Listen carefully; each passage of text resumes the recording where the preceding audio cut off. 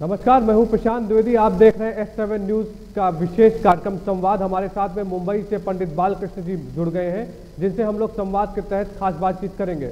बहुत बहुत स्वागत है गुरु जी आपका हमारे खास कार्यक्रम संवाद। हाँ, नमस्कार प्रशांत जी। गुरु जी, आप मुझे ये बताइए, मुंबई से आप सीधे जुड़ गए हैं और आप प्रख्यात एक ज्योतिषाचार्य हैं। जिस तरह से कोविड-19 भारत में फैला है, कैसे देखते हैं आप? ज्योतिष के तौर पे क्या देखते हैं और क्या लगता है आपको कि कितनी बीमारी ये बढ़ेगी और कब तक इसका निदान होगा? बताइए हमसे कुछ। जी, कोविड-19 की बात अगर हम चर्चा कर रहे हैं तो कोविड-19 का अपने उत्तर भारत में माने आगमन 13 जनवरी 2020 में हुआ है। 13 जनवरी से 2020 से इसका लक्षण दिखाई देने लगा लोगों के प्रति।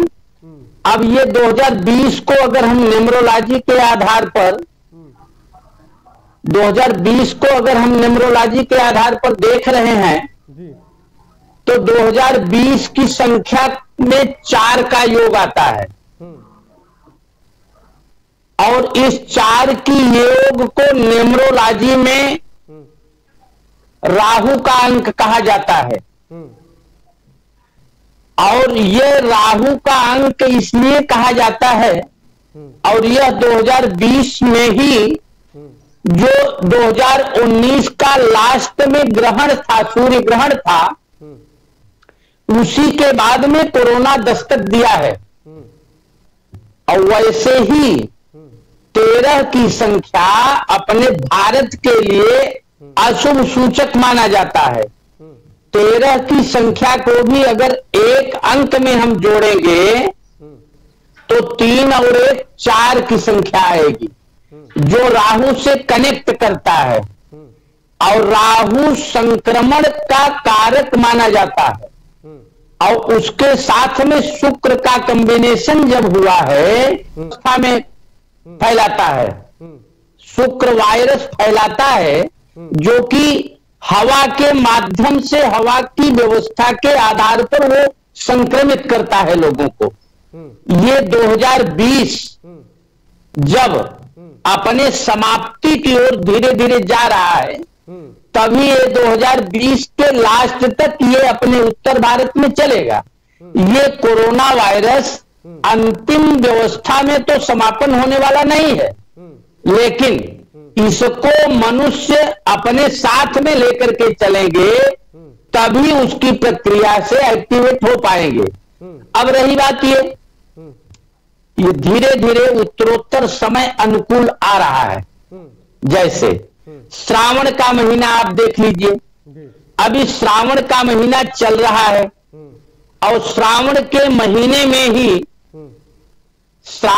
महीने में और संयोग कितना अच्छा है कि श्रावण मास शिव का माना जाता है और श्रावण का प्रारंभ ही सोमवार से हुआ है और श्रावण का समापन भी सोमवार को ही होगा।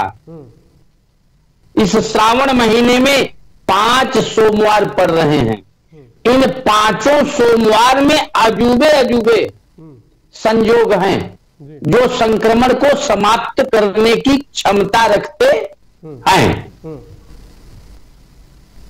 अच्छा जी, मैं एक बात ये समझना चाहता हूँ कि जाहिर सी बात है, जिस तरह से कोरोना वायरस भारत में दस्तक दी जब उसने, तो 3 महीने का एक लॉकडाउन हुआ और आप मुंबई में हैं। मुंबई में बहुत भयानक समस्या सामने को देखने की आई, क्योंकि वहाँ पे देखा जाए तो लगातार कोरोना वायरस जो है वो बढ़ रहा था, लोग परेशान थे। कैसे देखा आपने इस समय को, कैसे देखा और क्या सोचते हैं इस बारे में? आप क्या कहेंगे आप? अब ये कोरोना वायरस तो एक डिस्टेंसिंग व्यवस्था के लिए बनाया गया है कि ये इसका कोई उपचार नहीं है, कोई औषधि नहीं है। केवल नियम का अनुपालन हम आप करेंगे तो इस कोरोना वायरस से दूर हो सकते हैं। लेकिन इसी नियम के अनुपालन करने के लिए हम अपनी संस्था के माध्यम से 14 वर्ष से लगातार एक काल सर्प दोष एवं ग्रह शांति कराते चले आ रहे हैं। इस काल सर्प योग ग्रह शांति का आज के दिन ही कार्यक्रम हमारा होता है, प्रत्येक नागपंचमी के दिन हमारा कार्यक्रम होता है और हमारे कार्यक्रम में बहुत दूर दूर से लोग आते हैं इस कार्यक्रम में शामिल होने के लिए। बहुत भीड़ लगती है, यहां तक कि प्रशासन भी सुरक्षा के लिए अपनी पुलिस बल देता है कि कहीं कोई दिक्कत न होने पाए। उसी डिस्टेंसिंग पावर का अनुपालन करने के लिए मैंने अपना इस वर्ष का कार्यक्रम, जो 15वें वर्ष से मैं कराने चल रहा था, इस वर्ष का कार्यक्रम मैंने उसको स्थगित कर दिया। जाहिर सी बात और उसको कोविड-19 बढ़ रहा है, जी, तो ये तो करना तो अगर हम अनुपालन नहीं करेंगे तो कौन अनुपालन करेगा। अब हमारे पास जो भी व्यक्ति आता अपने दुख दर्द को लेकर के, हम उसको कैसे कह देते कि हम आपको एंट्री नहीं देंगे। जी। तो यह जो हम अपना कार्यक्रम करा रहे हैं, ये कार्यक्रम हमारा आज का स्थगित हुआ है। बहुत फोन हमारे पास आए, बहुत लोगों की समस्याएं हमारे पास आई और हमारे इस कार्यक्रम से हजारों लोग लाभान्वित होते थे। और ये कार्यक्रम हमारा 15वां वर्ष चल रहा है, इस वर्ष 15वें वर्ष होता, लेकिन अब इसमें जो लोगों का फोन आया हमारे पास, उन लोगों को मैंने ये आश्वासित किया कि आपका ये कार्यक्रम संजोग बहुत अच्छा है। इस 2020 में ही पुरुषोत्तम मास भी आने वाला है और अभी ये श्रावण महीने में ही कोरोना वायरस का खात्मा होने का धीरे धीरे संकेत मिलने लगा है। अगर आप देखेंगे तो जितने कोरोना के केस आ रहे हैं उसमें 80% लोग ठीक भी हो रहे हैं। भारत में रिकवरी 80 बहुत तेजी जी, रिकवरी बहुत अच्छा है, रिकवरी बहुत अच्छा। पहले रिकवरी क्यों नहीं होता था? पहले जांच नहीं होता था ना, अभी जांच अधिक हो रहा है और इसलिए रिकवरी कम, रिकवरी ज्यादा बता रहा है। अभी इस समय रिकवरी ज्यादा आ रहा है और श्रावण महीने में अभी पुरुषोत्तम मास आ जाएगा। पुरुषोत्तम मास में मात्र शिव की पूजा की जाती है और पुरुषोत्तम मास भी अपने आप में बहुत मायने रखने वाला मास कहा जाता है। इस मास में भी बहुत अच्छी व्यवस्था होगी। तो धीरे धीरे ये व्यवस्था कोरोना वायरस समाप्त हो जाएगा और संजोग कितना अच्छा है कि गवर्नमेंट की व्यवस्था के आधार पर इसका कुछ वैक्सीन भी आ रहा है। वैक्सीन आ जाएगा तो सब नॉर्मल हो जाएगा, कोई ऐसी दिक्कत नहीं। अच्छा, मैं ये बात समझना चाहता हूँ आपसे, जिस तरह से 3 महीने लगातार लॉकडाउन था और जिस तरह से कोरोना वायरस ने भारत में पैर पसारे हैं, ज्योतिष क्या कहती है कि औद्योगिक क्षेत्र, मतलब जो व्यवसाय है भारत का, जो इकोनॉमी है, वो कहाँ जाएगी? ज्योतिष इस बारे में क्या कहती है? आपने कुछ इस पर रिसर्च किया हो, जरा हमसे बताइए। जी, मैंने रिसर्च किया है और अनुभव भी अगर आपने किया है तो अभी इसके पहले जो 6 तारीख को 5 तारीख को जो ग्रहण लगा था, 5 तारीख के ग्रहण के दरमियान 6 ग्रह वक्री थे। 6 ग्रह वक्री थे, जिसमें बुध भी था, शुक्र भी था, शनि भी था और राहु भी था और मंगल भी था और केतु भी था। ये 6 ग्रह वक्री थे। 6 ग्रह वक्री होने के कारण में यहां पर आर्थिक स्थिति बहुत दिक्कत में आई और अभी 10 दिन 15 दिन पहले से ही शुक्र अपना मार्गी हो गया है। शुक्र मार्गी हो गया तो इकोनॉमी व्यवस्था प्लस हो रही है। अभी आप देखिए, जैसे सोने का भाव देख लीजिए आप, तो ये मार्केट में अगर इसकी मांग ना होती तो इसका भाव क्यों बढ़ता? मांग है तभी बढ़ रहा है ना भैया। जी जी जी जी जी, तो अब धीरे धीरे वो इकोनॉमी व्यवस्था भी सुदृढ़ हो जाएगी और अच्छी हो जाएगी। ग्रहों का ऐसा संकेत मिल रहा है। हम आप केवल जो भय हमारे आपके अंदर जो भय व्याप्त है, ये मात्र कोरोना वायरस का भय व्याप्त है। कोरोना वायरस का भय व्याप्त इसलिए है क्योंकि राहु और केतु ये छाया ग्रह कहे जाते हैं। नवग्रहों में इनका स्थान नहीं बताया गया है। पहले 8 ही ग्रह बतलाए गए थे। राहु फिर आया, समुद्र मंथन के बाद में राहु का सिर जब कटा है तो उसके नीचे वाला भाग केतु कहा गया, ऊपर वाला भाग राहु कहा गया। जी। अच्छा, मैं गुरुजी आपसे बात समझना चाहता हूं कि देखिए, आपने बताया कि औद्योगिक क्षेत्र में जिस तरह से अब आपने कहा कि कुछ ना कुछ उछाल आएगा, ठीक, अच्छी बात है।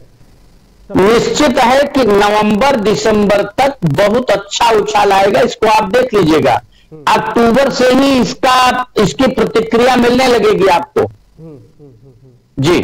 अच्छा, मैं एक बात आपसे और समझना चाहता हूं कि ठीक है, आप मुंबई में प्रवास करते हैं और तो मुंबई में जिस तरह से समस्या आई, मुंबई की सरकार को किस तरह देखते हैं आप, क्योंकि वहाँ पे उद्धव ठाकरे जी की सरकार है, कैसे देखते हैं आप कि मुंबई में रह के आपने देखा कि क्या प्रयास किए गए, और फिर हम थोड़ा सा राजनेताओं के बारे में आपसे बातचीत करेंगे, कुछ टिप्पणी चाहेंगे आपकी कि उनके बारे में आपका। पहले तो आप मुंबई सरकार के बारे में बताइए कि उनका। देखिए, मुंबई के सरकार की बात अगर करें जी, तो जब मुंबई के सरकार की यानी उद्धव ठाकरे की सरकार शपथ ग्रहण ले रही थी, उसी दरमियान हमारे पास एक लेख निकला था। हमारे पास माने जैसे नवभारत टाइम्स में, यशोभूमि में, सामना में भी हमारा तमाम पेपरों में निकलते रहते ज्योतिषी विश्लेषण। हमारे पास बात आई कि क्या यह जो समय, जिस समय ये चल रहा है, जिस समय ये शपथ ग्रहण किया जा रहा है, ये सरकार कैसे चलेगी, कैसे नहीं चलेगी। तो उसी समय मैंने ये घोषणा कर दिया था, लिखा भी था। वैसे सामना पेपर में हमारा निकलता है बराबर, कोई दिक्कत नहीं। लिखा भी था मैंने कि ये सरकार पूरा समय अपना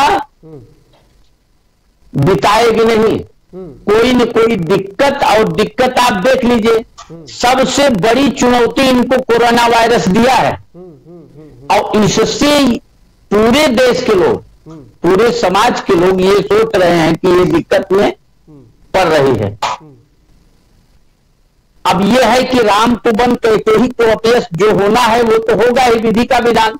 2020 का अंकुरण जब आया है, 2020 की जब एंट्री आई है, तो राहु के आक्रामक व्यवस्था से ही एंट्री हुआ है। जी। अच्छा, चलिए, मुंबई सरकार की बात मैंने कर ली, केंद्र सरकार को कैसे देखते हैं आप? आपकी इस पर ज्योतिष की टिप्पणी क्या है? और फिर हम लोग उत्तर प्रदेश में भी आएंगे, क्योंकि उत्तर प्रदेश की खबरों से रूबरू कराता है 7 का न्यूज़ पोर्टल आपको लगातार, और हम एक डिजिटल चैनल है, और जाहिर सी बात है तो हम पहले भारत के बारे में जानना चाहेंगे, फिर उत्तर प्रदेश के बारे में। आप बताइए गुरु जी, क्या कहना है आपका भारत सरकार? जी प्रशांत जी, देखिए ऐसा है ना, अभी हमारी आपकी मुलाकात हुई है, और इसके पहले हमारी 2014 में मैंने एक भविष्यवाणी किया था। नरेंद्र मोदी उस समय प्रधानमंत्री के रूप में प्रत्याशी थे, समझ रहे ना। उस समय मैंने एक लेख लिखा था, हमारे पास खबर आया था, एब्सोल्यूट इंडिया वालों ने पूछा था मुझसे, और नवभारत वालों ने मुझसे पूछा था, तो मैंने उसमें ये लिखा था कि अविवाहितों के हाथ में नहीं है प्रधानमंत्री बनने का योग, यही हेडिंग मैंने दिया था। समझ रहे हैं कि नहीं? अब उसमें बात ये आई, हमारे पास बात ये आई कि अविवाहित तो जयललिता भी थी, अविवाहित तो मायावती भी थी, अविवाहित तो राहुल गांधी भी है, कई अविवाहितों का नाम मेरे पास आया। लेकिन जो अविवाहित थे और रेस में थे, उनको मैंने 3 लोगों को मैंने लिया था, रेस में थे 3 लोगों को मैंने लिया, तो मैंने ये बताया। तो अब बात ये आई कि ये इनकी शादी हुई है लेकिन पत्नी साथ में नहीं है, तो मैंने कहा ये विधुर है। हाँ, वो बात हटाते हैं, आगे आप बताइए क्या कहना आपका भारत सरकार के काम के बारे में। जी, अभी भारत सरकार की इस समय अपने केंद्र की सरकार की अगर बात हम कर रहे हैं, तो केंद्र की सरकार बहुत अच्छा कार्य कर रही है, बहुत अच्छा कार्य करेगी। इनका जो सभा चल रहा है, जो केंद्र सरकार ने शपथ लिया था, जिसमें नरेंद्र मोदी ने शपथ लिया था, उस समय बहुत अच्छा योग बना था, और उस योग में इन्होंने शपथ लिया था। उस समय भी मेरा लेख निकला था पेपर में, बहुत अच्छा समय चलाएंगे, कोई दिक्कत नहीं। और जो इनकी परिकल्पना है, हमारी आपकी जो परिकल्पना है, हमारे आपके देश की जो सोच है कि इंडिया सोने की इंडिया है, तो वास्तव में सोने की इंडिया बन जाएगी। और देशों में सबसे अच्छा यही जो, अगर ये राम जन्मभूमि का शिलान्यास जो होने जा रहा है जी, होने जा रहा, हाँ। इस पर भी हमारा लेख निकला है। और राम जन्मभूमि का शिलान्यास भी अच्छे मुहूर्त की व्यवस्था में हो रहा है। इस मुहूर्त में कुछ लोग उछाल कूद किए हैं, लेकिन ठीक नहीं है। जैसे किसी भी मुहूर्त के आधार पर अगर देश का राजा मुहूर्त को करता है तो वो बहुत अच्छी व्यवस्था मानी जाती है, उस पर कोई परिकल्पना नहीं करना चाहिए। चलिए, ठीक है। तो मतलब आपके हिसाब से प्रधानमंत्री नरेंद्र मोदी जी जो प्रयास कर रहे हैं, जो वो लगातार जनता से अपील, बहुत अच्छा, जी जी जी, कोरोना वायरस को लेकर लगातार अपील कर रहे हैं, और हम भी आपसे अपील करते हैं कि H7 न्यूज चैनल भी आपसे अपील करता है कि मास्क लगा के रहिए, उचित दूरी बना के, जी जी जी, और सबसे जरूरी है कि आप लोगों से कम मिलिए। अगर कोई जरूरी काम हो तभी घरों से बाहर निकलिए। और जाहिर सी बात है, पूरा देश के प्रधानमंत्री, उत्तर प्रदेश के मुख्यमंत्री, जितने भी प्रशासनिक अधिकारी हैं वो आपसे अपील कर रहे हैं, अपनी जान की सुरक्षा करिए, क्योंकि कोरोना वायरस की अभी कोई दवा नहीं बनी है। अगर आप ये रोकथाम करेंगे तो आप अपनों के बीच में रहेंगे, सुरक्षित रहेंगे और ठीक। चलिए गुरु जी, आगे बढ़ते हैं। अब हमें बताइए कि उत्तर प्रदेश में योगी आदित्यनाथ जी की सरकार है, कैसे देखते हैं आप, क्या काम कर रही है वो बताइए हमको, क्या कहती है आपकी ज्योति के बारे में? योगी आदित्य जी की भी सरकार बहुत अच्छी चल रही है, बहुत अच्छी चलेगी, और उनका कार्यक्षेत्र भी बहुत अच्छा है। देखिए, अन्याय पर जैसे अधिकार खोकर बैठ रहना यह महादुष्कर्म है, न्यायार्थ अपने भाई को भी दंड देना धर्म है। ये रामधारी सिंह दिनकर जी ने लिखा है कि किसी अन्यायी को दंड देना कोई दिक्कत नहीं, और अन्याय पर जो भी अंकुश लगाएगा वह राजा बहुत ही प्रतापी, बहुत ही तेजस्वी होगा। और इनकी व्यवस्था के लिए मैं योगी जी की व्यवस्था को मैं बहुत अच्छा मानता हूं। ये बात नहीं है कि ये भाजपा के हैं इसलिए अच्छा मानता हूं, इनकी कार्यशैली अच्छी है, इनकी कार्यशैली अच्छी है, इस कारण मैं इनकी व्यवस्था को मानता हूं। और जातीय व्यवस्था नहीं है, जातीय व्यवस्था के आधार पर कोई बात नहीं होना चाहिए। न्याय की व्यवस्था पर, जैसे तराजू पर मिट्टी रख दीजिए चाहे सोना रख दीजिए, तराजू एक्यूरेट वजन बताता है, उसी प्रकार से हमारे योगी जी का न्याय चल रहा है। चलिए, अच्छा गुरु जी, आप थोड़ा सा, चलिए हम लोगों ने कोरोना वायरस पे बात कर ली और आपने भी जिस तरह से अपील की, जाहिर सी बात है लोग सुनेंगे। मैं जानना चाहता हूँ आपके बारे में कि आप कहाँ से हैं और आप मुंबई में प्रवास कर रहे हैं, माया नगरी में आप रहते हैं, कैसे आपने क्या किया, अपने बारे में कुछ बताइए हमको। जी, मेरा नाम है डॉक्टर बालकृष्ण मिश्र जी, और मैं भदोही जिला से हूँ। बनारस में हमारी शिक्षा दीक्षा हुई और लगभग 20 वर्ष से मैं बॉम्बे में रहता हूँ। ज्योतिष का काम मैं करता हूँ। मेरी संस्था का नाम है मां सावित्री ज्योतिष अनुसंधान केंद्र। ये संस्था हमारी रजिस्टर्ड है, गवर्नमेंट से रजिस्टर्ड है। मैं कुंडलियों पर रिसर्च करता रहता हूं। ज्योतिष के अनेक प्रकार के तथ्यों का मैं संशोधन करता रहता हूं। हमारे साथ में 10-20 ज्योतिषी जुड़े हुए हैं और अच्छी अच्छी व्यवस्था करते हैं, और मैं समाज को अच्छी दिशा देने के लिए तमाम प्रकार की योजनाएं भी मेरे पास है। मैं हमारी वेबसाइट भी बनी हुई है, 4 भाषाओं में वेबसाइट बनी हुई है। ज्योतिष एक बहुत अच्छी चीज है। ज्योतिष अच्छी ये चीज है कि ज्योतिष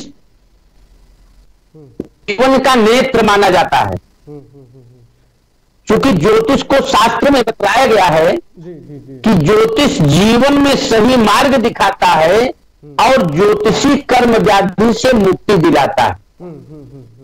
अगर सही ज्योतिषी मिल जाए तो जीवन को विकास करने में कोई दिक्कत नहीं होती। चलिए, मैं बॉम्बे से बिलोंग कर रहा हूँ जी। जी जी, मैं समझ रहा हूँ। चलिए, अच्छा मुझे बताइए कि सावन का महीना चल रहा है भोलेनाथ का, जी कितना अच्छा जी है और क्या क्या करना चाहिए? अंतिम सवाल है आपसे, कुछ बताइए। जी जी जी जी जी। देखिए, श्रावण का महीना चला है। श्रावण के महीने में आशुतोष की पूजा की जाती है। और आशुतोष की पूजा 3 प्रकार के देवता बतलाए गए हमारे आपके, ब्रह्मा, विष्णु और महेश। ब्रह्मा को तो श्रापित है, ब्रह्मा की पूजा केवल हवन के दरमियान की जाती है, और विष्णु की पूजा बड़ी महंगी पूजा होती है, और शिव की पूजा बड़ी सस्ती पूजा होती है, बड़े जल्दी ये खुश भी हो जाते हैं।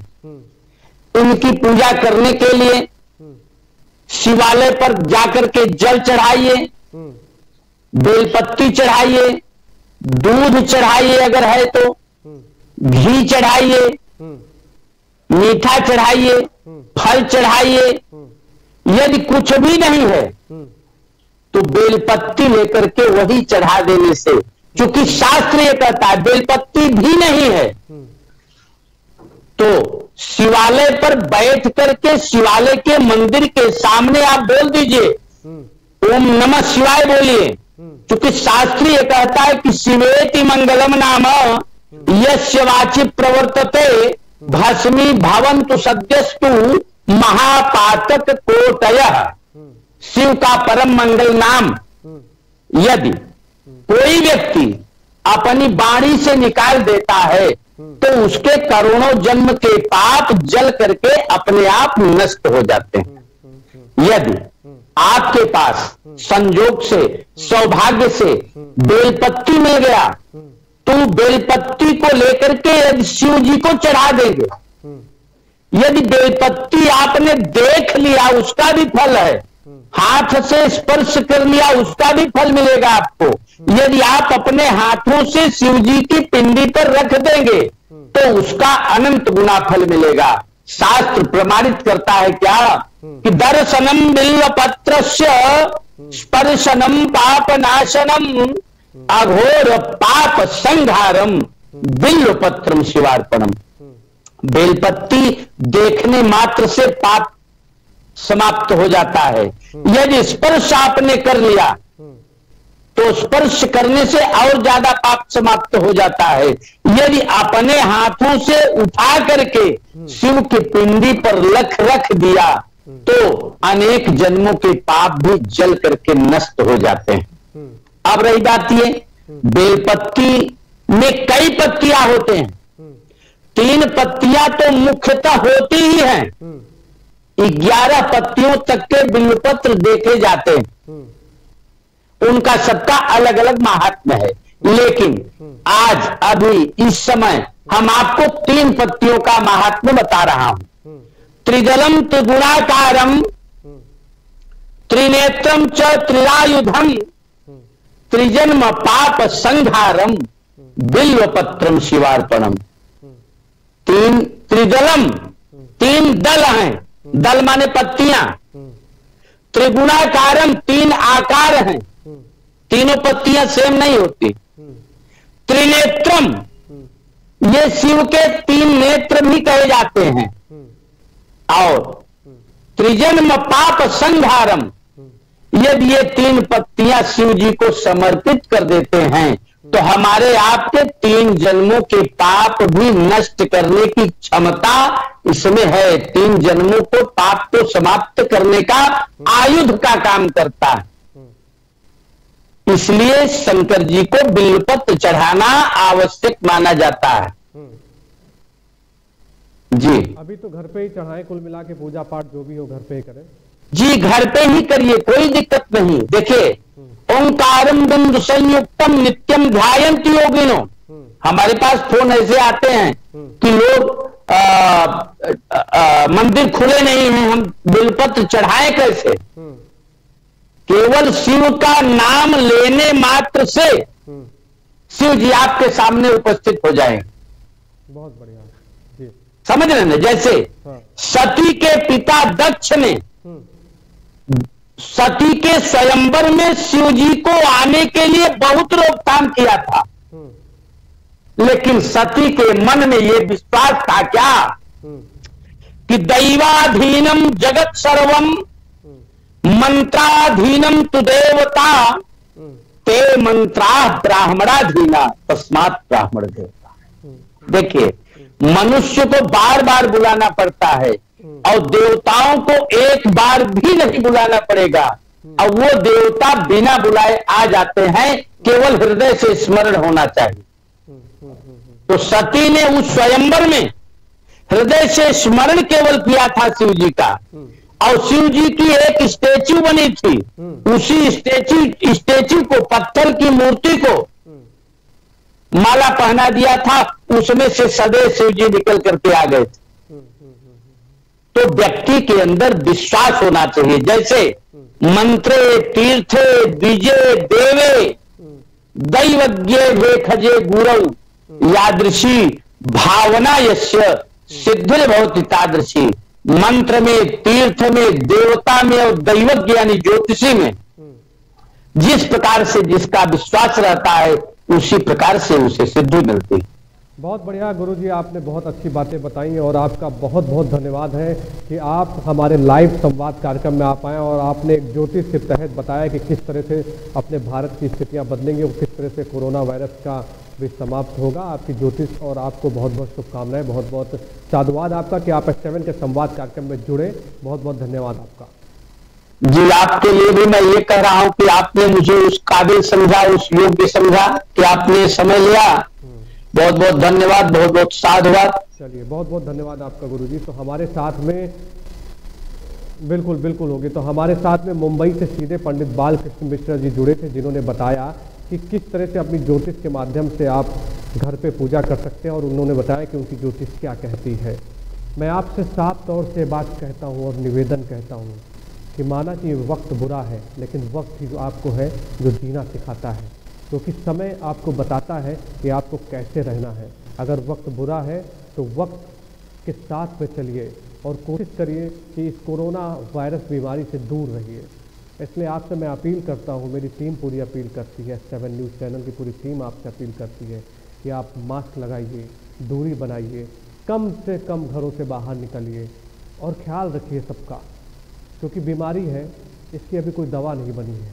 आपको सुरक्षित रहना है और आपको भारत सरकार, उत्तर प्रदेश सरकार और जो प्रशासनिक गाइडलाइन है उसका पालन भी करना है।